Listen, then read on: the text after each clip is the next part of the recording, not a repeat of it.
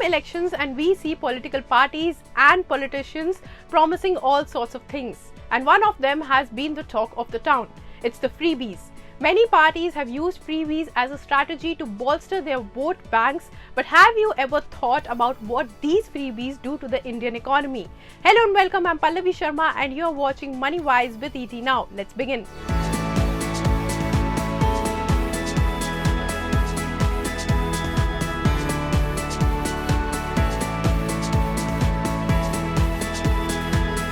In terms of the stock market, well, normally they do not have too much of an impact.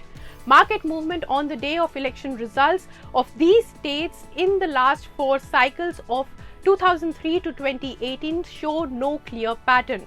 But this time it is different in many ways with the creation of India Bloc, Congress's win in Karnataka and more. He is Chris Wood, Global Head of Equity Strategy at Jefferies. He says that if BJP government loses 2024 general elections, the market will correct as much as 25%. But for the national economy, state elections, especially in Chhattisgarh, Mizoram, Rajasthan, Telangana and Madhya Pradesh, could be significant because they might decide the fate of the Lok Sabha polls next year. Rajasthan has announced 21,000 crore rupees water supply scheme, while Madhya Pradesh has announced 3 new medical colleges. Modi government last week announced the extension of India's free food grain program that cost them 2 lakh crore rupees this year.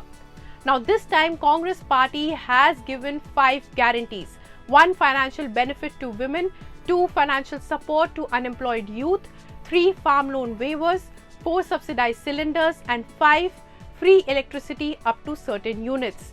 This will add to the financial burdens of these states and potentially the centre if they come into power. The Karnataka guarantees alone are expected to cost the exchequer 50,000 crore rupees.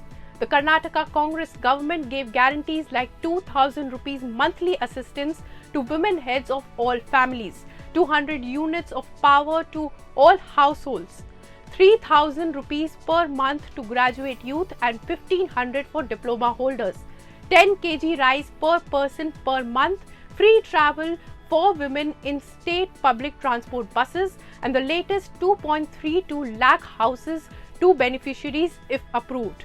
Tamil Nadu has the highest outstanding debt in the country at 7.26 lakh crore for FY24. However, in the debt to GDP ratio, Arunachal Pradesh topped the list. As per reports, state government's expenditure on subsidies grew by 11.2% in FY22 and correspondingly, the share of grants in the total revenue expenditure of states increased to 8.2% in FY21. As per 2022 data, several states including Gujarat, Punjab and Chhattisgarh spent over 10% of their revenue expenditures on subsidies. Poorly directed freebies flagged risks for the health of an economy. BJP's economic strategy focuses on infrastructure, which leads to job creation, having a multiplier effect on the economy.